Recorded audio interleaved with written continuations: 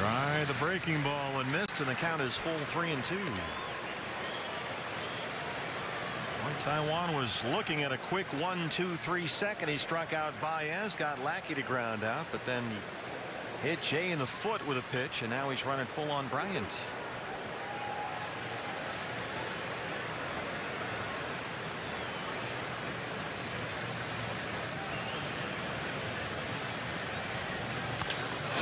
That's belted into left.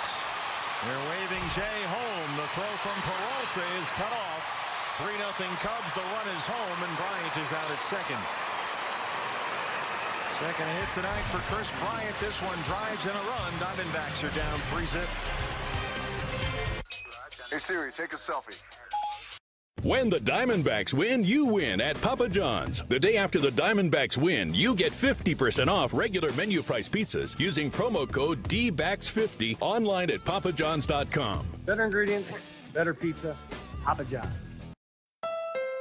Save big this summer with all Civics on clearance. $169 a month or 0.9% during the Honda Summerbration sales event. All Civics are on sale for $169 a month. Get the #1 selling vehicle in its class and KBB.com's Best Buy of the Year on clearance for $169 a month. Or save thousands with 0.9% financing. Don't miss the Honda Summerbration sales event this week at your Valley Honda dealers. Oh yeah, I like it.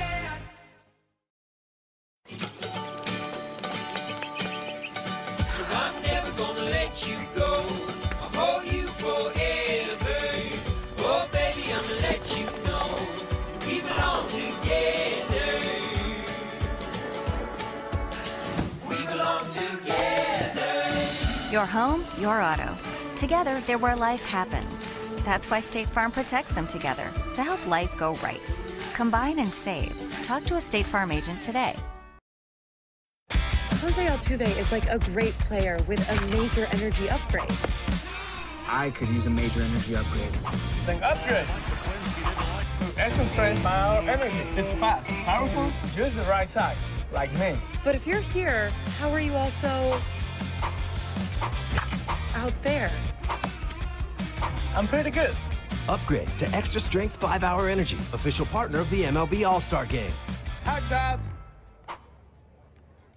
A microphone for us tonight, but when you chew as much gum as Torrey does, it creates a problem. Here's Jake Lamb. What's the average lifespan of these dumbbells for you? That's a really good question. I'll tell you, probably about 1.5 minutes, and then I'm ready to throw it out. So it's about 90 seconds per gumball. That's what he's averaging. Well, I know the feeling. Back in the day, I used to chew gum during games, and by the end of a close, tight one-run game, my jaws would be sore from chewing gum. Yeah, they have big tubs of them in the dugout, in the clubhouse. These big double bubble gumballs. You got every kind of flavor.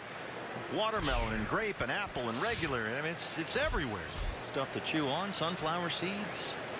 And there is sugarless gum down there for those of you who are concerned about sugar intake. J.D. Martinez leads off the second against John Lackey. J.D. homered last night, his second home run this month.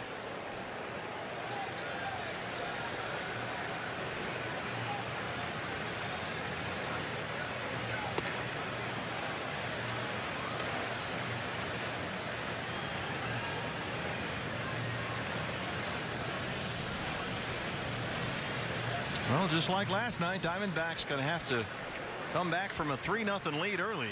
Dodgers got 3 in the first last night. Cubs 2 in the first, 1 in the second here tonight.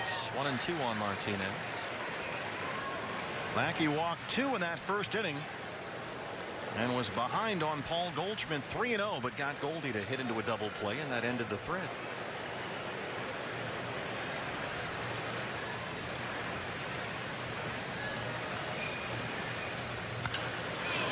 It's going to get out of play.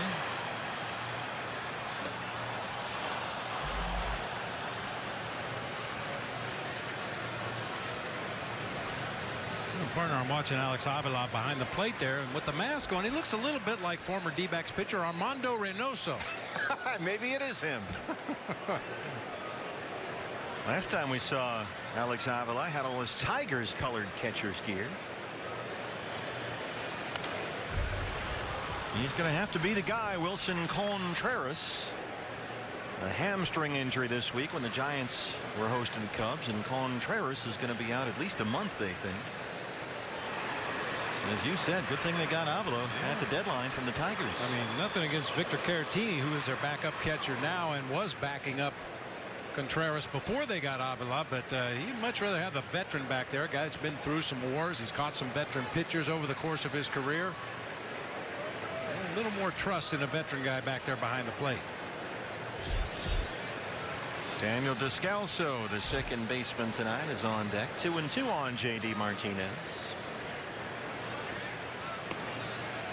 Able to lay off that Lackey slider, and it's full 3-2. It's already the third full count through 5 hitters for John Lackey.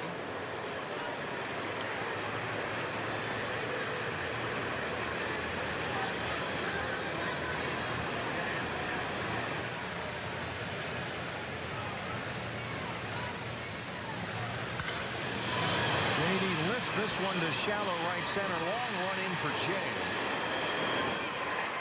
One down.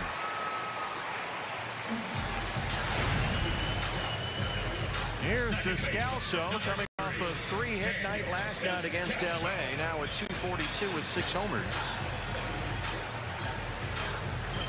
Torey Lovullo saying before the game yesterday that Brandon Drury is going to be on the bench for a while, and they're going to go with the Descalso-Rosales combo at second base, with Ketel Marte seeing the bulk of the time at shortstop. Chris Owings trying to get healthy. Nick Ahmed was taking ground balls before the game today. There's Brandon Drury. Good to see Nick out there fielding some grounders. They think he might be able to come back maybe the last week of August. They're optimistic. Hopefully by September 1st.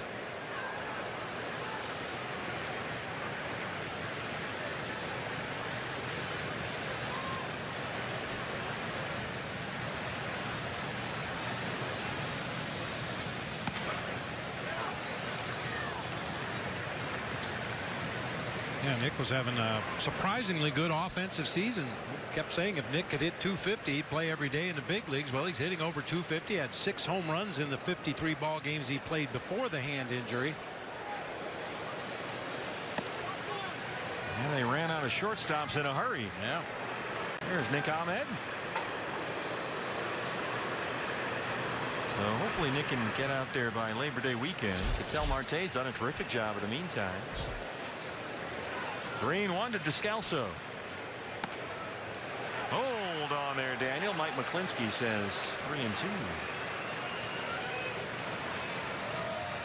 Boy, you know, I just wish I had $1 for every time a hitter had that reaction. That's a borderline pitch, yeah, though. That's one that you can understand that being a called strike. One of the red seams might have caught the outside of the black, but it should be considered a strike. That one is not. Hey fans, a D-backs home run tonight means a free jumbo jack tomorrow at participating Jack in the Box locations with the purchase of a large drink. D-backs already down 3-0. Just got to take advantage of Lackey's lack of command. He's faced 6 batters so far and walked 3 of them. They couldn't get a run across after 2 walks in the first. Here's Ketel Marte with Descalso at first and 1 out.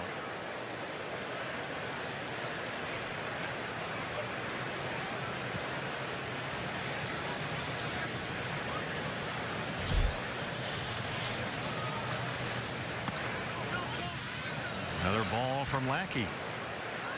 Ketel Marte now with a 10-game hitting streak. And he's batting .412 during his hit streak. Switch hitter from a guy who can homer from both sides of the plate.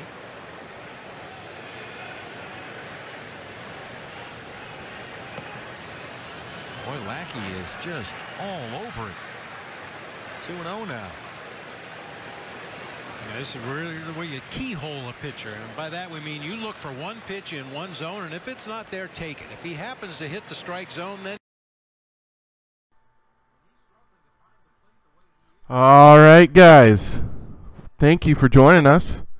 It's our first ever I don't know what you want to call it, live broadcast, I guess live TV broadcast for the TD show. Getting off of Spreaker, moving to this kind of YouTube live. Coming to you from my home office, which is extremely boring, as you can see. We've been in this house for, I don't know, about a year, and I don't have any of my stuff up. None of my Diamondback stuff, none of my Cardinal stuff, none of my Sun stuff, which I don't have much of, but not much here. So we'll improve the background as we get going. Yeah, now there's a face for radio. You're not wrong, Wes. There is a reason why we started off as a podcast. But you know what? I'm going to step it up a little bit. I like what we're doing here. And I like what's going on. So this should definitely be good. As you can see, you guys can kind of see the screen in the background, which is kind of the main reason why we're doing this. Love to go over different things with you, show you what I'm seeing, kind of discuss it live as we're doing it. And yeah, it should be a fun change. Definitely let me know how the voice settings are, what things sound like. I may not be able to change on the fly, but after the show and tomorrow I'll go back and kind of analyze everything. Read what your suggestions were, listen to it, and try to make some tweaks. So it'll definitely get better. What else? Oh, also, if there's any graphic designers out there in Wilkinson or just in What If Sports, or if anybody knows one who could do just very little bit of work for me, that'd be great. Just love to get some graphics, before the show, maybe some overlays to put up during the show, and then obviously something to throw up there after the show. All would be nice just to make this a little bit better. But hopefully you guys like it. Hopefully it's a good change. We can always go back if we want to, but I figured, why not give it a try? So tonight's show is going to be a big one. I know we haven't done one in a while. I've kind of had some crazy things going on just with my family, with my wife, medically, and just different things. So luckily that's been taken care of. Everything's getting better. So we should be back on track. But on tonight's show, we're going to have a good one. We're going to start with Division I AA. We're going to go over the rankings, maybe some surprise teams. And really what I'm going to dive into is what Duke Legend posted in the forums, which was some great information, posting, the best offensive, the best players, who has the most top 25 players at each position, who has the most overall top 100 players, and then he actually ranked his top offensive in the game, which is great. So we can kind of analyze that, see how that's already affected the season, see how that might play out, and go from there. But it should be some great information.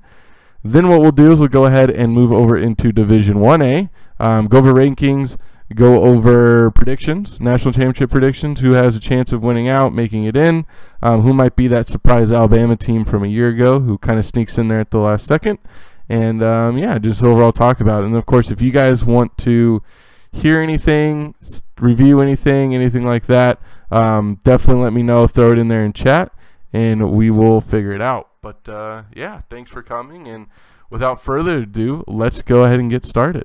Let's see. There we go. That should help you guys out a little bit. See that a little better. So Division I AA, we're obviously 7 games through the season. It's pretty obvious who the best teams are out there. Obviously Texas Southern's loaded. Still a ton of Nitros players on there. Vikes won it last year, so he can definitely game plan with good talent.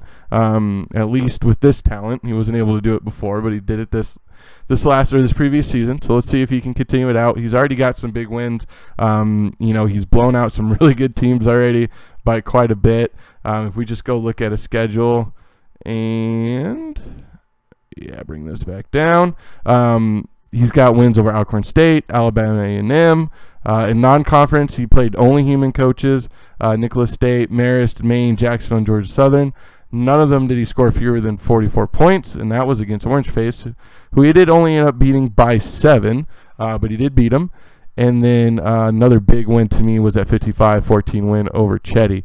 So definitely having another great season. I mean, he doesn't really have much left to play on his schedule, so obviously he'll probably end up winning out and going in as the #1 seed, which in this world, the second round could be a very, very testy game for him, but definitely somebody who I think a lot of people have favored going in, and we'll kind of dive into why soon. Coming in at number 2, we have Dayton. Dayton's actually my pick to win it this year. Paul Suberlak is a great coach coming out of PFL, my new conference, and he's got a loaded team. We'll kind of go over those stats soon, but he's having a great season. I expect him keeping up. William Mary comes in at number 3. Duke Legend just keeps doing what he's doing. William Mary is a great place to recruit from, so I definitely expect him to keep that up and have another great season. All 3 of those teams definitely have a good chance to win out. If we look at William and Mary real quick, I'm not sure if they played Maine yet or not. That's usually their biggest game coming out of that conference is going to be against Maine. So plays Maine actually tomorrow night. So that'll be his biggest test probably left on his schedule. He does have Cass at Villanova, but I definitely think that William and Mary team is much better than the Villanova team this year, so it should be good. Then we got Texas State coming out of the Big Sky. He's got one disappointing loss, but one thing about 5 that I learned just being in the Big Sky is, he usually has a couple losses maybe in the regular season, but he always turns it up for the playoffs. And he has a super talented team again, just loaded with talent. He's been doing a great job, so definitely expect him to be completely fine come playoff time. Sanford and Mr. Raston, he's having another great year at that rebuild. Nice to see that rebuild turn around for him. He's a great coach, and he's definitely going to be tough there. I believe coming out of the OVC. Could be wrong. Yes, OVC, just like I thought, at Alabama. You got Bether, another Big Sky thing coming out of St. Mary's. He took over a great roster. He's a great coach, and he's coaching extremely well. He's got a great quarterback and great offensive talent. And he should have a pretty good season. I don't think he's a dark horse to win, but with a coach like that, you never know. It should be good, so definitely look out for him. Princeton, Alabama, A&M, Jacksonville State, Eastern Kentucky is 6-1, and my team Jacksonville is number 11. Florida A&M, Robert Morris, Northern Iowa, and Yale kind of round out the top 15. So everybody's having a good year. I mean, my biggest surprise really is just Marist, kind of flailing just a little bit. I'm looking at press rankings too, so that doesn't help. Let's jump over to Wiz, where they're basically all the same. Jacksonville drops a spot. I think Sanford dropped a spot or two, but it's pretty much all the same. But yeah, like I said, my biggest disappointment so far is Orange Face. As of right now, if the season ended, he would not be in the playoffs. So we all know that he'll probably end up there. He's got games left against Tennessee Martin, which is a good game. Team St. Peter's is a better team. Tennessee Tech's a good team with Benzel, and Eastern Illinois is having not the best season, but they're still a pretty good team. So if he wins out, he might get in. But I mean, if you look at the Wiz rankings, all those guys, and only one of them is a playoff team. So is his SOS really going to improve that much throughout the rest of the season? It's going to be hard for him. I mean, it's really going to be tough. He had lost against Texas Southern, Northern Iowa, and Eastern Kentucky. CJ got the best of them. So hopefully that doesn't keep him out of the playoffs. I suspect it wouldn't, but it's definitely going to be an uphill battle, and we'll see what he can do once he hit it. But definitely a team that after last year's run and the team the last 2 seasons, I was expecting big things out of. So definitely disappointment coming out of OP, unfortunately, this season, and that Marist team. All right, other surprises here. I mean, there's not much. Husker keeps doing his thing. The Big Sky is doing well. Ivy's doing really well, which is interesting. Obviously, Princeton's up there. They haven't really played that many people yet, but they definitely do have a good team. Really what I want to go ahead and talk about, though, is Duke Legend in the forums posted some awesome information and really just great just data for us to look at and kind of analyze and see, break down where the best offensive are and how they're going to end up doing versus other great teams. So if you go to the forums, either the top 15 Division I AA offenses ranked, we'll look at that. But then even below that, it kind of started with, different analysis. Oh, it even has a Division I AA defensive rank. So we'll go ahead and pull this one up because I actually don't have that one yet. So what he did is he took a bunch of different categories. A lot of it had to do with really the top 25 of different positions and how many you have. So he had a different chart there, and he kind of broke that down. He also has, SOS, points per game, yards per game, formation IQ, which we all know is big, and number of seniors. So if you look at the top, I mean, it's not that surprising that the top teams on his rankings and in these categories are the top in the Wiz rankings, the ones that are winning. Texas Southern, you can kind of see why they're dominating people, right? They got that redshirt senior quarterback. They have the highest formation IQ of any team at 66. They only have 7 offensive seniors, which really isn't a ton. If you look at second place Texas State, I mean, they have 12. And then there's other people down the list that have 8 or even 9. So they're definitely, set up to succeed in the future as well, which is definitely cool. They have a good offensive line.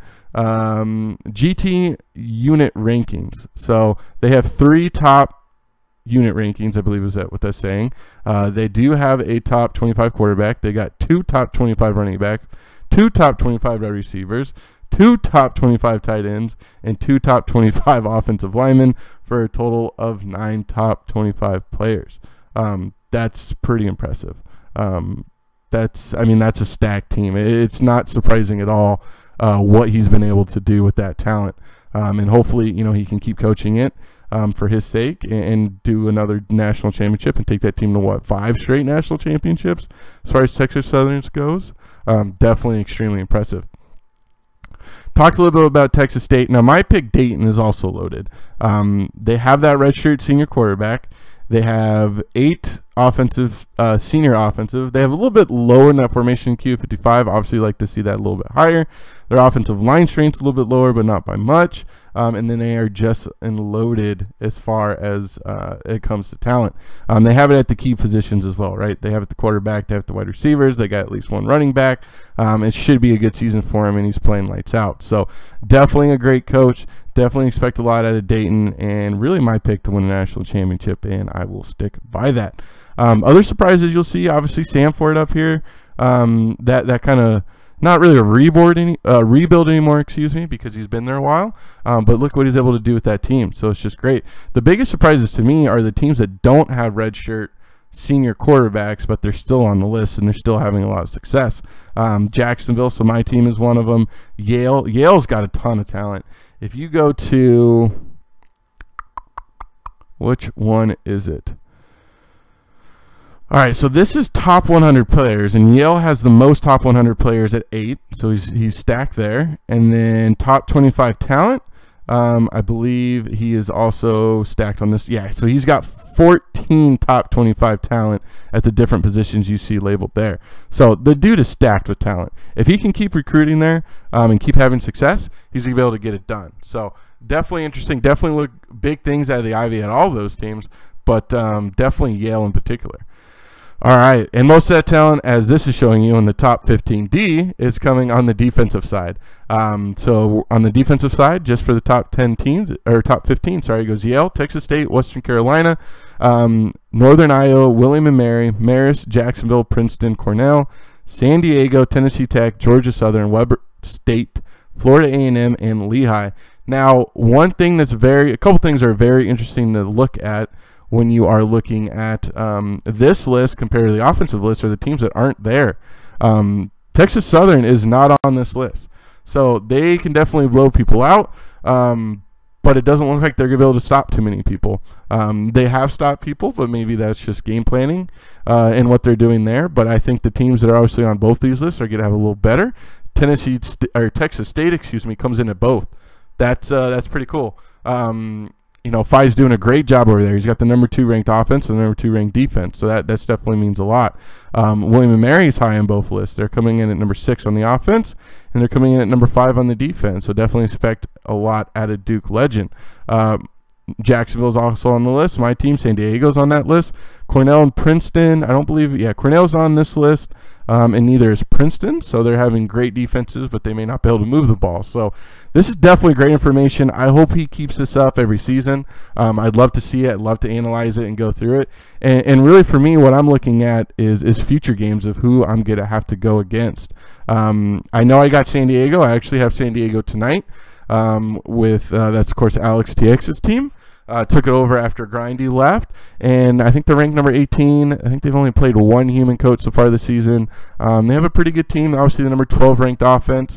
And if we just go through kind of this line like I was doing earlier and just kind of compared it to points per game, they got me a little bit, but of course they played a lot more sims. Total yards per game, another thing is to be expected. Obviously this SOS, that's another thing that we're looking at when coming in, and mine's definitely lower.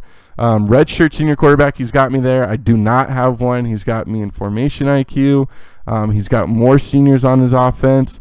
Our offensive line is perfectly the same, but I have more top 25 talent than him. He's got 1 in the quarterback, and then I have a running back, 2 wide receivers, and an offensive lineman. So we'll kind of see where this is going to stack up in our game tomorrow, but you can even look in the difference in points per game, on the defensive side. I'm ranked 7, he's ranked 10th. So this is going to be a true test of who's a better coach, right? If I'm looking at this information and I'm analyzing it, just numbers based, I should win. But I'm still going to have to game plan to beat Alec, right? I can't just expect, just roll the dice, see what happens, keep everything the same that's been in there. I should probably still look at his team, see where he has weaknesses, and try to exploit them. So definitely very interesting. Love this data. It gives us even another tool to analyze and really just another tool to look at. So definitely a big hats off to Duke Legend. Really, really appreciate him putting this together. All right, guys, I'm going to take a quick break just to get some water. Don't really want you guys just, staring at me drinking water. So give me about 2 minutes here. Let me put on this other little screen here, and I will be right back. Oh, let me put on something for you to listen to. So here's another thing that I'm going to have to figure out with this new kind of system or this new format is I can't play the music like I played before because it's copyrighted. And YouTube has a very good program that analyzes all the shows and live streams that go up, and they will pull it. They will find it, they will pull it down, and nobody will be able to watch it. So to avoid that, I'm going to find some other stuff. I'm probably not supposed to be playing this Diamondbacks game either, but it's probably a little bit harder for them to figure that out. So until I do, listening to my D-backs. Will give you 80 chances to win the 50-50 for $20 instead of the usual 40 picks. So you want to jump on this special offer for this Cubs series, $20, you get 80 chances to win instead of the usual 40. Wow. Just saw the pot is up to nearly $27,000 so far tonight. Big crowd here at Chase Field. David Peralta leads off the third. He walked his first time up.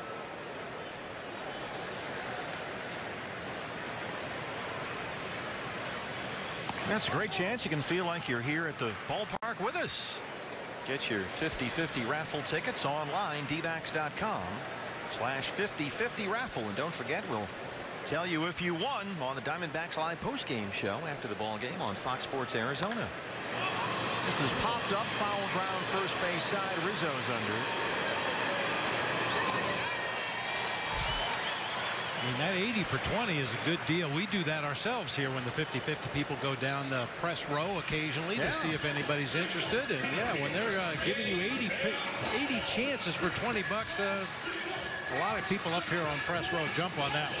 Well, because everybody wants to help out. Not only do you get a chance to win half the pot, but boy, you go help all the great charities that the Diamondbacks run. Diamondbacks Foundation. A.J. Pollock struck out his first time up.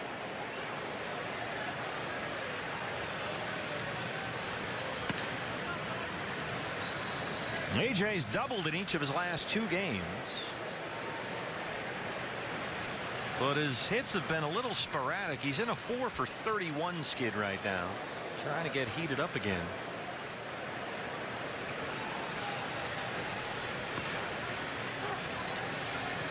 That's the thing about the way things have gone lately. Goldie's doing his thing, and Jake Lamb hits the big home run now and again, but it's Peralta's been a little quiet lately. Pollock's been a little quiet lately.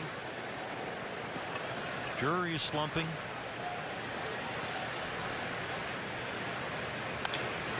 Now we've been waiting for that shock and awe inning that the Diamondbacks seemingly did almost every night in the first half of the season, where they would string together 5 or 6 base hits and a couple walks and take advantage of an opposing error, put crooked numbers on the board. Yeah, it seemed like they would bat around in an inning almost twice a week. Yep. But I haven't really seen that since May or so. It's been quiet for Torrey's boys lately. Well, it will be back. That's just the nature of baseball. Things run in cycles. And you just hope when a couple guys are on a down cycle that a couple of other guys are red hot and can kind of carry them along for a few days or a week at a time. All right, guys. And we're back. And let me, oh yeah, I muted that, but I'm still listening. All right, let me get rid of that Diamondbacks game. They're losing anyways. We don't need to listen to that. Okay, so we are up to Division 1A, and there are some pretty interesting, scenarios going on. I'll kind of run through the top 15 Wiz rankings real quick. We have USC at number 1, Notre Dame with CFB Fan at number 2, Houston with Ebel at number 3, Penn State with brand new coach Notorious at number 3. Number 5, Syracuse with Z32. Number 6, Navy with Osball. Marquette comes in at number 7. Alabama comes in at number 8. Colorado comes in at number 9. Miami comes in at number 10. Texas comes in at number 11. Florida comes in at number 12. Texas A&M comes in at number 13. Temple at 14. Oklahoma at 15 with blitzes coming. Boston College comes in at number 16, and Jason Freeman comes in at 17. Oh, and some love out to Bapsick over there at number 18. Definitely a very fun season so far. If you look just at the conference ranking, the Big East is obviously number 1, followed by the Big 12, the Pac-10, the ACC, the Big 10, and the SEC, rounding out the Power 5 conferences. Really the Power 6. The Power 6 conferences in Woke. So that's where we're at. Definitely, I mean, like I said, it's definitely fun to see. USC is currently sitting at number 1. I'm kind of surprised at this. I mean, if you just look at the SOS and the fact that CFB fan and EZ are both undefeated, but yet the higher SOS, or I guess the lower SOS, depending on how you want to look at it, is actually ranked above the other one. I definitely think Notre Dame should be number 1, but really, at the end of the day, you just need to be 1 or 2. But if you look at USC schedules, they haven't played anybody too terribly tough. Obviously, they had a good win against MP, where they only won by 2, but the LSU team is 2-5. And then you have Virginia Tech and number 20 Rutgers, which that is a good Rutgers team, and that was a good win, 40-19. So that was definitely good to see. Obviously, the Virginia Tech team was also a sim, so definitely an easy game there. Just got off wins over Oregon and Washington, and I mean, the hardest game probably left on the schedule. I don't think that UCLA team's that good, so they're definitely going to win that one. But I do think that Stanford team is pretty well. So definitely probably the toughest one. Definitely see him winning out though. And then he's going to have to go to the conference championship against Jason, who once again he avoids in conference play, and will meet again in the conference championship, which as usual it might end up being to get to the national championship. So definitely an interesting note there in the Pac-10. CFB fan, I mean, he's just really picking up where he left off last season. Kind of stepped up his game again last season. I was happy to see him, kind of with the fire lit under his butt. Back at it, coaching hard and winning a lot of big games. He played a pretty hard schedule. He played Stanford, LSU, Bowling Green, Colorado, and East Carolina. That Colorado team had played some big games this year, won some big games, so that was definitely a really good win for him. Obviously, Stanford and LSU as well. And then in conference play so far, he's beat Michigan, which is a good Michigan's team with a new coach and Lions fan. Beat Wisconsin and is playing Minnesota tonight. Really, it's going to come down to the last game of the conference play for him against Penn State and Nortonius. The winner of that's going to, I believe, going to the conference championship, right? Is that how? Are they both on the same side? You guys probably know this off the top of your heads. Yeah, so they're both on the same side. So winners get to go to the conference championship, and the winners probably, if they both win out, the winner's probably going to get to the national championship. So another big one to keep your eyes on. I mean, this year the national championship could come down to 2 games. It could come down to Notre Dame versus Penn State, and then come down to USC versus California in the Pac-10. If those 2 teams win out and win it out, then I mean, it's decided. I mean, really, it's USC, Notre Dame, Penn State. Those are the best ones to get in. I love what Houston did with their scheduling. He was obviously undefeated. He scheduled all humans, nobody terribly tough, so it was a little bit lower risk, even though he did play some good teams in Pittsburgh and Temple. And, of course, Pete's Hawaii team, which I believe is in its 3rd or 4th year of its rebuild. So he's got some decent enough talent to where he's competing with people. But he was able to come out that with the 24/7 win. So scheduling was perfect. All humans, 3 of them decently ranked to kind of help that SOS. And then, of course, he's definitely going to win out probably in that conference just because he's a great coach. He knows that offense now, and he's got the people he needs in there. So definitely interesting to see. Unfortunately, I just don't think it's going to be enough because I don't think either one of these 2 teams lose, or really just either one of these 3 teams. It's either going to be USC or California coming out of the Pac-10, or it's probably going to be CFB fan or Antonius coming out of the Big Ten. But, I mean, we could have some people sneak in. Z32 coming out of the Big East. He's still undefeated. He's got a great team. He did a great job recruiting as well this year. But if you look at his schedule, he beat UNLV, he beat Washington State, but he's got all human coaches left. All these teams are going to do nothing but help his SOS. So he's probably going to go up. He's got the number 20, 26, 27, and 14 left.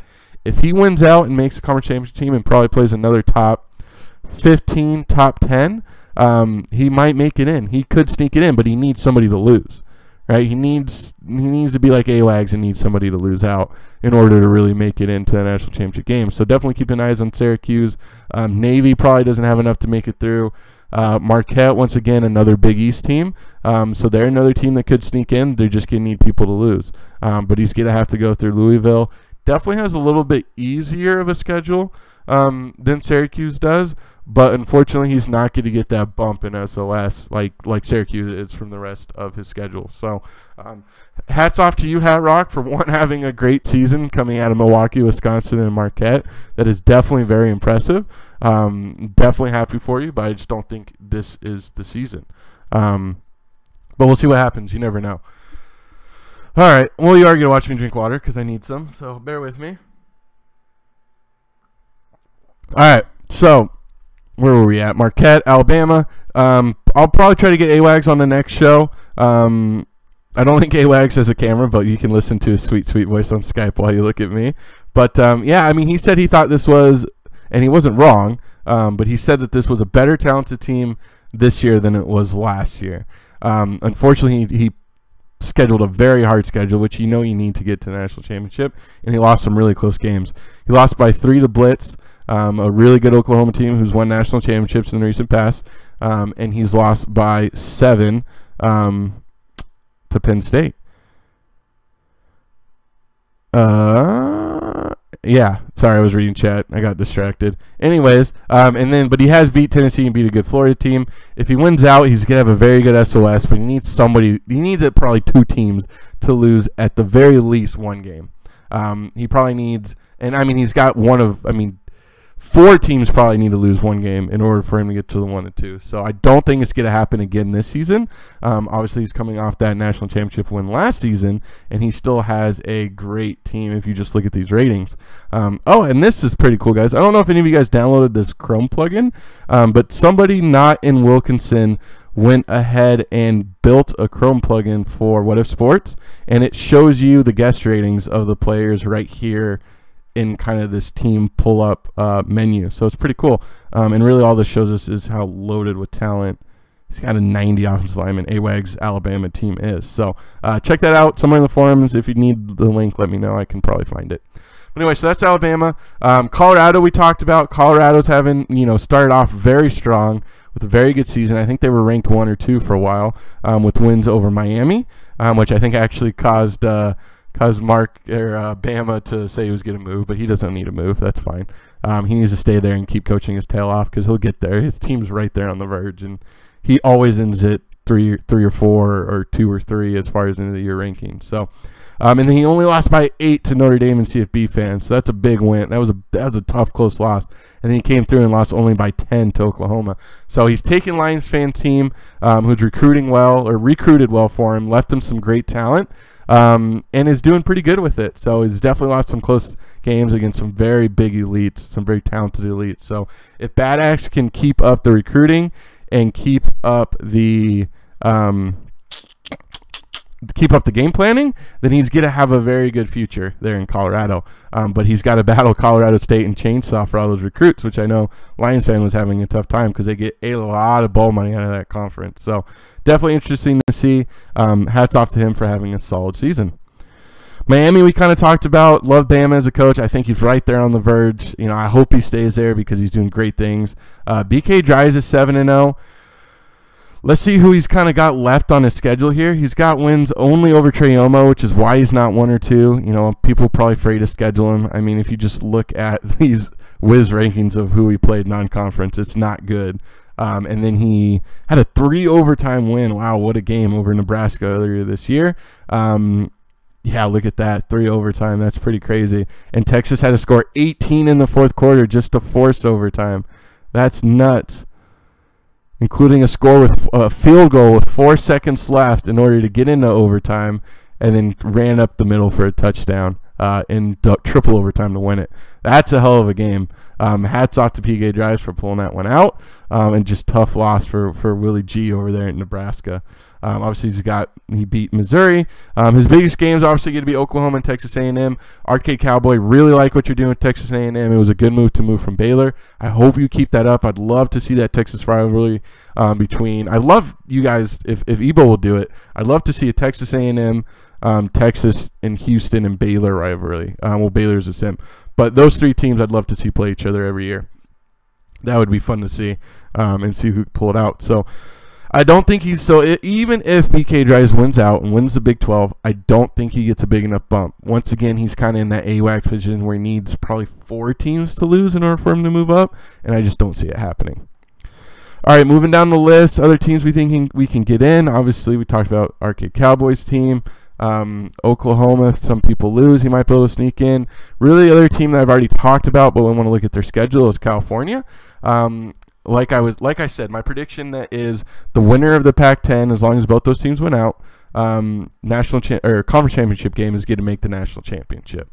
We'll see if that happens. But and then so that would be. Let me back up a little bit here. I'm getting a little ahead of myself. So the winner of the Pac-10 conference championship, in my eyes, is going to make the national championship. So if we look at California's schedule, they played a decent enough non-conference to keep their SOS at least competitive, and then they at least have some decent games left to play. Their best one is going to be against Washington. But if he goes in and beats a number 1 USC team in a conference championship and is undefeated, it might be enough to sneak him in. It really might be. Now, once again, that comes into play to where if it isn't him, and let's say he beats USC drops back, he only makes it to like a number 3, and then Notre Dame beats Penn State and then wins a conference championship or vice versa, you could have a Notre Dame-Penn State national championship. Or maybe, like I said, maybe that Alabama team sneaks up there because now Penn State has a loss, USC has a loss, and California doesn't have the SOS to get all the way up. So it's definitely interesting. It would be really fun to see what happens. But yeah, we'll definitely keep an eye on it, guys, and probably do obviously the next show. We'll kind of have a recap. The next show. Let me look at the calendar here. I am traveling for work next Thursday, Friday, and I'll be in Seattle, and then I will be in Chicago for a wedding Thursday to Monday the week after that. So we got to fit shows in around there. We might go back to Spreaker just because I think I can probably record a show on my phone just so we can make sure and get one in there, because obviously I can't do all this on the road. I mean, there's just not good enough internet, and I don't really be one of lugging a microphone and stuff around. But yeah, so calendar wise, the last conference game is on the 17th. Let's pull this up.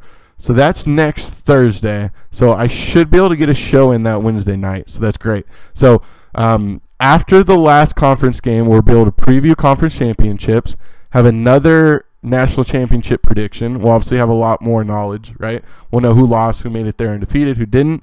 And then what I'll do, I'll be gone the 17th, 18th, 19th. I'll try to do another show. I get back Saturday, so we'll definitely have a show on the 16th, so plan on that.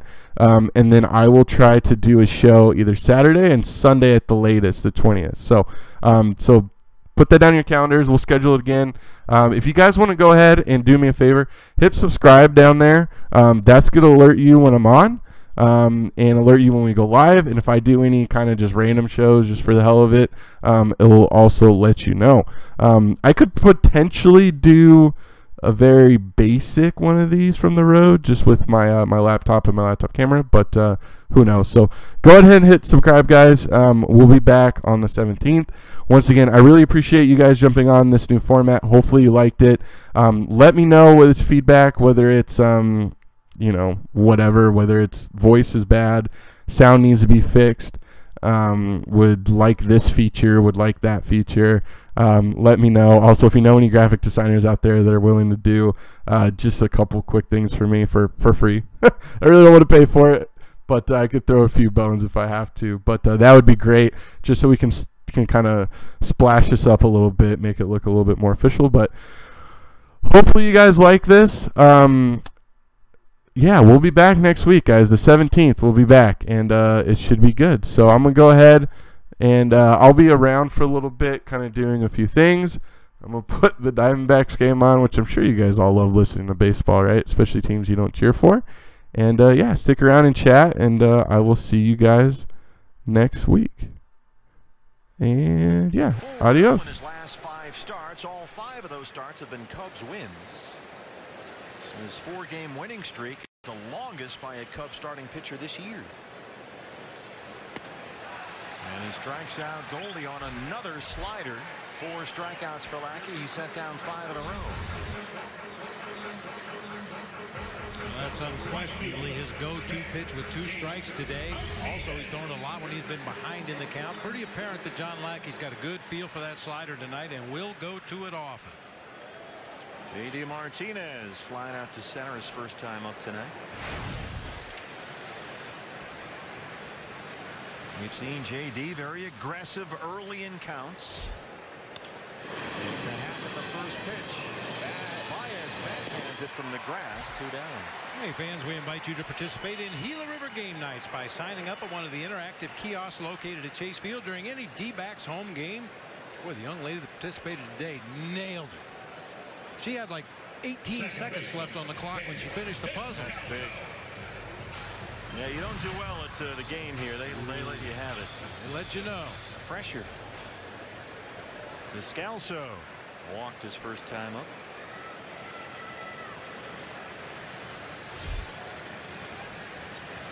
Lackey looking for his second consecutive 1-2-3 inning.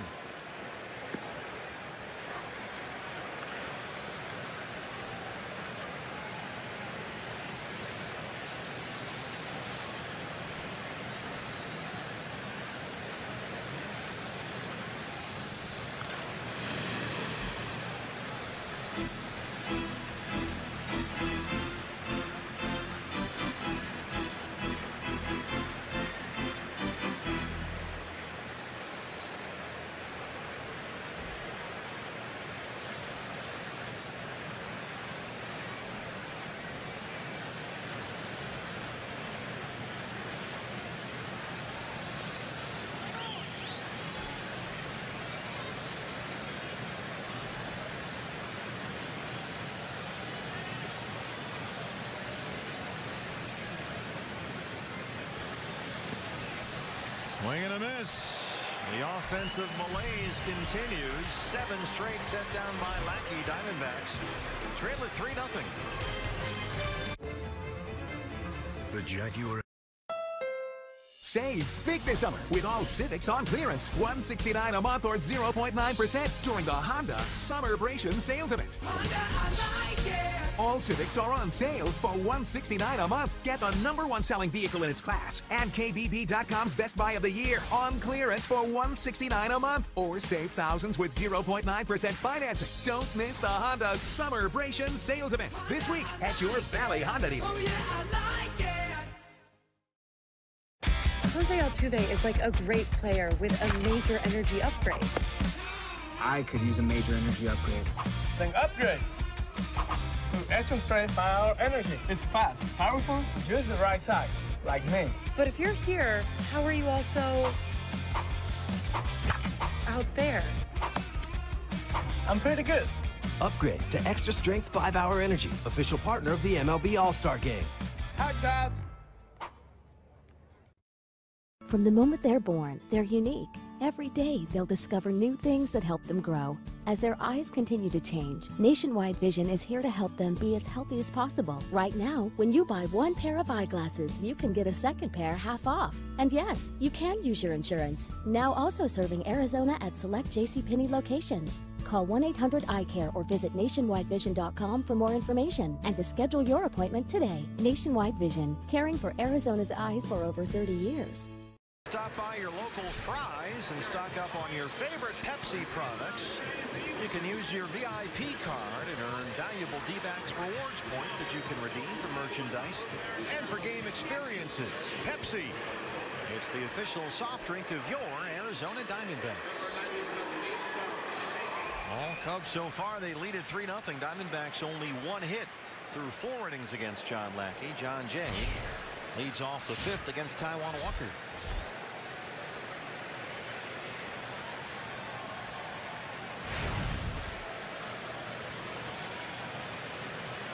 Cubs have only 3 hits, all singles. Walker has walked 3, 1 with the bases loaded, and struck out 2.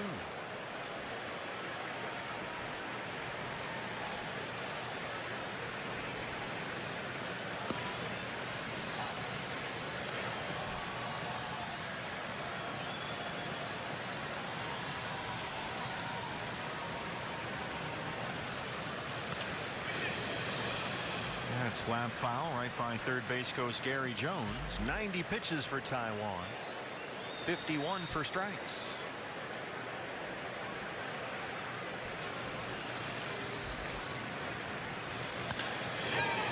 Descalso smothers that one. Gets up and throws him out. 1 down. Nice play on a short hop there. Just kind of smothers it. That's a luxury at second base. You got plenty of time to get to your feet and still get the out at first base. Chris Bryant's a pair of singles so far. He's scored a run. He's knocked in a run.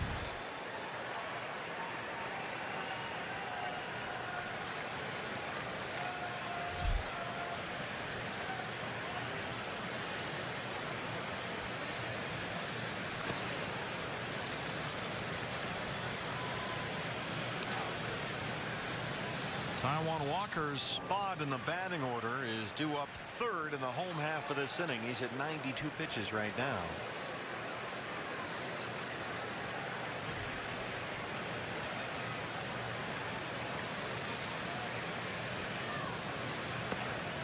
A lot of debate after the game last night about Torey Lovullo lifting Anthony Banda for a pinch hitter there in the bottom of the 4th. And the Diamondbacks were trailing the Dodgers. Torey decided, and that was the moment he was going to try and get some runs back, and the bullpen was in good shape and move on from there. It backfired on him. But that was, for a guy that's loaded up with every analytic that a manager can possibly have. He has every single set of numbers that you could possibly ask for. He went with his gut on that one, which I think is a good thing. Be married to those numbers sometimes. You just got to go with your instincts, right? Yeah, absolutely. I mean, you got to trust your eyes as well. Torey's been around this game for a long time. He knows what he sees in batting practice. He knows the body language of his team and which guys maybe are ready to bust out and do something fantastic. And also he's extended pitchers this year all season long, pushing that starter to give him 1 more inning. Ouch. Bryant's got the elbow guard on there, and it looks like it hit it. Hey fans, rep your team and state tomorrow. The first 20,000 fans to tomorrow's game will get the Arizona flag cap courtesy of Gila River Casinos. It's not too late to get tickets. Visit dbacks.com. We got ours today. I got a pretty good feeling about this this flag cap. I think it could be a go-to fishing hat. It's a really cool looking logo too. The state of Arizona logo on there with the Diamondback A. It's a really cool looking hat. Rizzo 0 for 2. The thing about that spot with Banda last night, it was a 3-1